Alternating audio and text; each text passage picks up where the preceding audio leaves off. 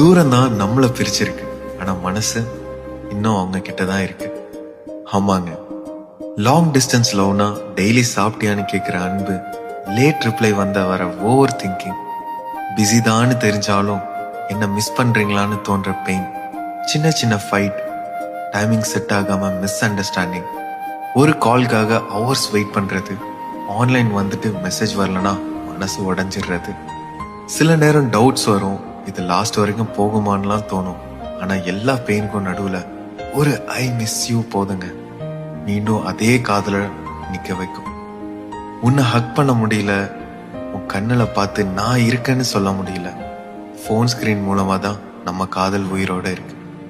எல்லாரும் லவ் அழகா இருக்குன்னு சொல்றாங்க, நான் லாங் டிஸ்டன்ஸ்ல தான் தெரியும் லவ்னா எவ்வளவு வலின்னு.